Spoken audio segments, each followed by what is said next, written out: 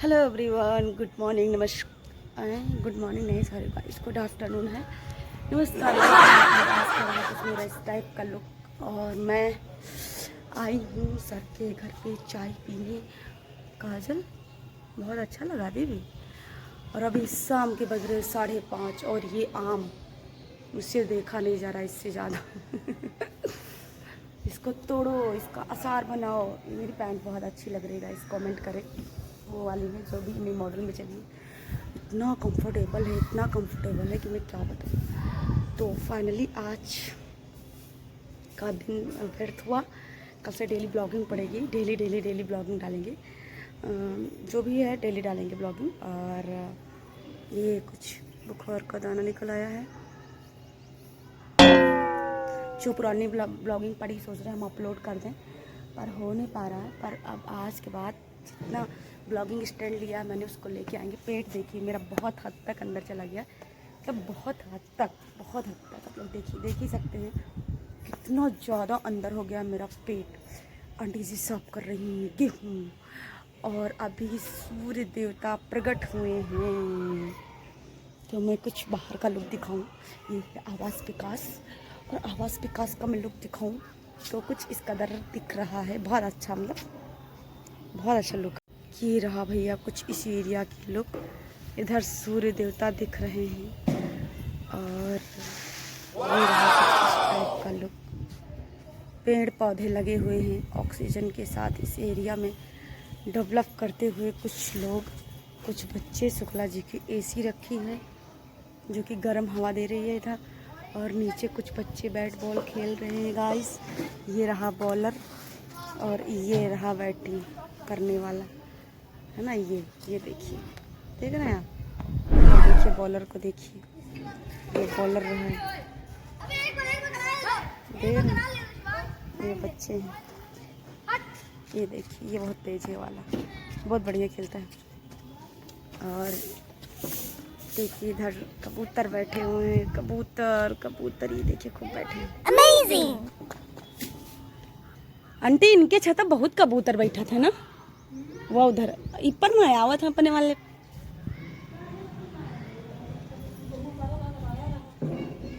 गहुआ उनके कुछ परा है खाए पिए वाला। इधर आम का ये देखिए, इधर झंडा लगा है, झंडा। ये कुछ रहा ऐसा मौसम। गाइस बारिश हुई है, पर्सनली बताऊँ मैं। और आज का दिन बहुत ख़राब रहा है।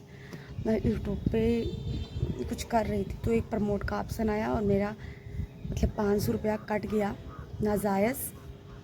बहुत ख़राब दिन रहा है, बहुत ही ख़राब रहा है, मैं क्या बताऊँ। थोड़ी सी बहस भी इधर उधर हो गई ऑफिस में, तो क्या कहा जाए। आज का जो जनरेशन है, आज का जो समय है, वो लगता है कि मतलब एक दूसरे से वो ख़त्म हो रहा है, प्रेम ख़त्म हो रहा है ना। मतलब लाइक इस होता नहीं कि इंसान को ही वो कर रहा है। मतलब कंपटीशन बहुत आगे है, बहुत आगे है, कंपटीशन आगे है। हमारे पास एक तरह तरह की वैज्ञानिक चीज़ें आ गई हैं, है ना। कुछ लोगों को नीड है ना, एसी लगवाना घर में, वॉशिंग मशीन रखना। कुछ लोग की शौक़ है, समझ रहे, जैसे पड़ोसी के यहाँ आ गई तो मेरे यहाँ भी आ जाए। कुछ लोगों की आवश्यकता है सोफ़ा रखना, कुछ लोगों की शौक़ है ना। तो धीरे धीरे एकदम वो मॉडल होता जा रहा है हमारा समाज।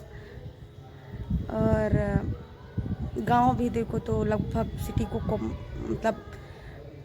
मतलब सिटी तो नहीं है जहाँ हम लोग रह रहे हैं अभी, कह सकते हैं, लेकिन गांव के अकॉर्डिंग है, थोड़ा सा अच्छा है यहाँ पे। और कह सकते हैं कि ये पूरा वो होता जा रहा है एक लाइक दिस कि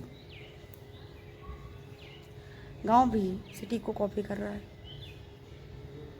गांव से 35-40 किलोमीटर, 40 किलोमीटर दूरी पे अभी हम रह रहे हैं। और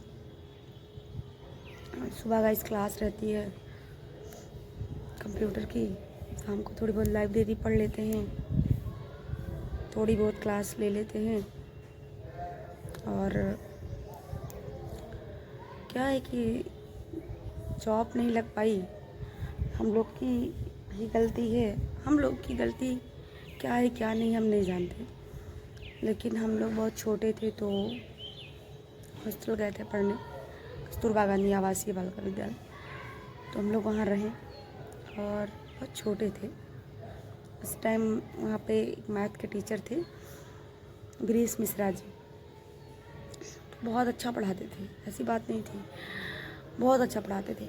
लेकिन वहाँ के मतलब जो स्टाफ थे वो आपस में एक दूसरे से जलन करती थी। ये बात हम लोग इतने छोटे थे उस टाइम पता नहीं थी।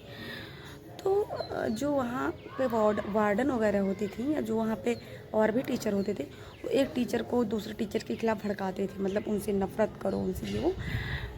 तो हम लोग ना मतलब वो करते थे एकदम से कि किसी टीचर से एलर्जी हो गई तो उसके सब्जेक्ट से भी एलर्जी हो जाना, ये मेंटॉलिटी थी एकदम से।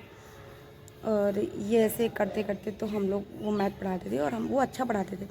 उस टाइम हम लोगों ने ध्यान नहीं दिया और ये हमारा सबसे बड़ा समझ लीजिए वो है भूल थी उस टाइम कि दुनिया बड़ी खूबसूरत है। होता नहीं है जब कोई पंछी हो लाइक दिस और अपने घोंसले में ही रहता है तो उसको लगता है कि बड़ी खूबसूरत है दुनिया, बड़ी अच्छी है ये, मतलब जब उसको एक एक दाना चुगना पड़ता है, एक एक दाना लाना पड़ता है ढूंढ के, तो उसको लगता है टफ है, उसको उड़ना पड़ता है, उसको भी अपने बच्चों के लिए करना पड़ता है, तब उसको लगता है हाँ यार असल दुनिया तो ये है। तो वही चीज़ है, उस टाइम लोग को सब कुछ गवर्नमेंट दे रही थी, फ्री खाना, फ्री रहना, सब कुछ फ्री था। बहुत टाइम बाद हम लोगों ने उसका अहमियत नहीं समझा कि क्या चीज़ है मैथ, साइंस की क्या वैल्यू, इंग्लिश की क्या वैल्यू है। उस टाइम इंग्लिश टीचर ही नहीं थे कोई।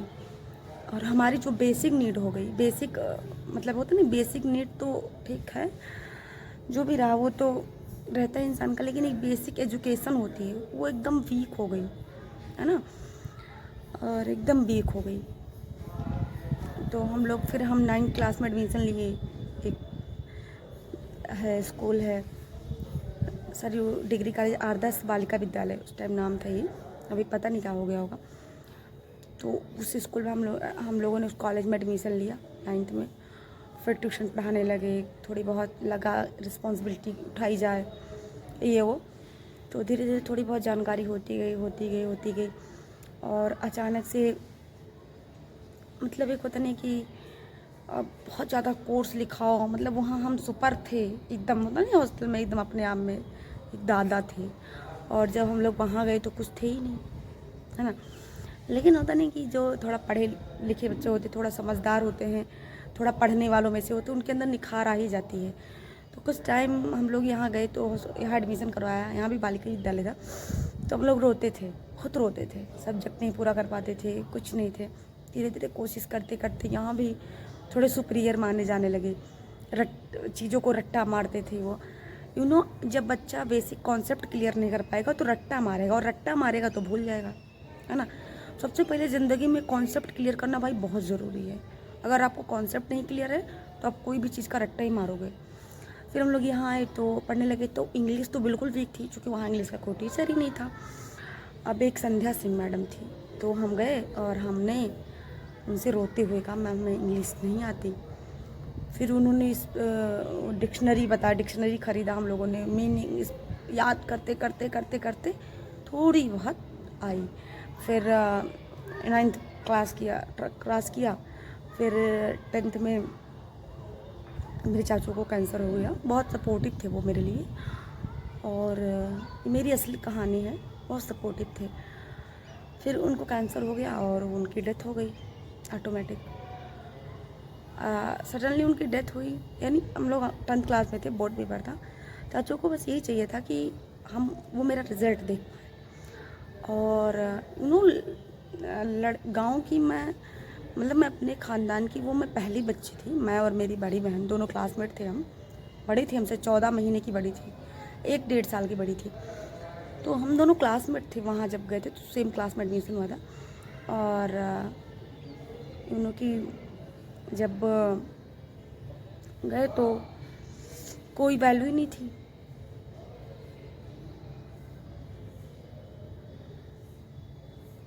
इस कॉलेज में तो कोई वैल्यू नहीं थी। हाँ, तो हम क्या कर रहे थे वो तो अलग बात है, धीरे धीरे ठीक होगा। फिर हम लोग का बोर्ड पेपर आया, नानी मेरे घर आई थी और नानी हम लोग को चाय वाय बना के देती थी। चूल्हा वूल्हा जलता था उस टाइम, थोड़ा हम लोग को ज़्यादा नहीं आता था। मम्मी पापा चाचा को लेके कहीं हॉस्पिटल ये वो इधर उधर थे। बहुत बड़ी कहानी में क्या बताऊँ। फिर हम लोगों ने दौड़ दौड़ के पेपर दिए, साइकिल वाइकिल भी नहीं रहती थी उस टाइम। और 10th क्लास में हमारा मैथ था। मैथ वैथ कुछ आती नहीं थी वैसे किस तरीके से की है, थोड़ी हेल्प मिल गई थी स्कूल से, सॉरी कॉलेज से। बहन का 85.33% था, मेरा 83% था हाई स्कूल में। और चाचू की 7 मई को डेथ हो गई। चाचू की 7 मई को डेथ हो गई और तकरीबन उनकी 13वीं वाले दिन, 13वीं संस्कार होता है हिंदू धर्म में, उस दिन उनका मेरा रिज़ल्ट आया था। और हम लोग डिप्रेस्ड हुए। धीरे धीरे धीरे धीरे इंटर फर्स्ट ईयर में गए, पास हुआ, सब लोग थोड़ी देर समझने लगे। Last year inter second year में पहुँचे, फरवरी में पेपर था, दिसंबर में बहन की डेथ हो गई एक्सीडेंटल केस में।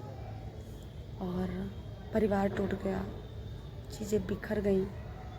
वहाँ भी हम पढ़ नहीं पाए कुछ ठीक से। फिर वहाँ इंटर में भी हम पास हो गए, सेंटर आउट हुआ था, कोई सपोर्ट नहीं मिला था मुझे। सर से हाँ 62 पॉइंट कुछ है, 67 पॉइंट कुछ समथिंग है, याद नहीं यार। हाँ, तो मैं पास हो गई, फर्स्ट डिवीज़न थी सब कुछ। फिर रेलवेज में एडमिशन कराया, बड़ी लंबी कहानी है, क्या बताऊँ। हम लोग कभी ना, जैसे होता नहीं कि इतनी बच्चों को, मक्खियाँ यहाँ बहुत हैं, जितना मेरे भाई बहनों को सपोर्ट मिला हम लोग को नहीं मिल पाया। लेकिन प्राइवेट नौकरी, स्कूल, ये वो करते रहे। तो पार्ट टाइम ये सब करने के बाद लगता था, लेकिन ज़रा भी मौका मिलता है तो उसको हम बर्बाद नहीं करने देना चाहते। मैंने कंपटीशन कोचिंग ज्वाइन करी थी, सिवा कंपटीशन हब। तो पहली बार हम लोग टेट की क्लास में गए पढ़ने और फिर टेट हुआ। फिर मतलब हम लोग समथिंग 6-7 हज़ार रुपये जो भी जमा हुआ था, याद नहीं आ रहा। उसके बाद वैकेंसी नहीं आई और टेट की अभी तक नहीं आई, तो गवर्नमेंट की नीति है। बाकी ऐसे तो ब्लॉग बहुत लंबा हो जाएगा। नेक्स्ट ब्लॉग में हम अपनी कहानी इसके आगे बताएंगे। अभी थोड़े वक्त भी कम है। चलिए बाय बाय, टेक केयर।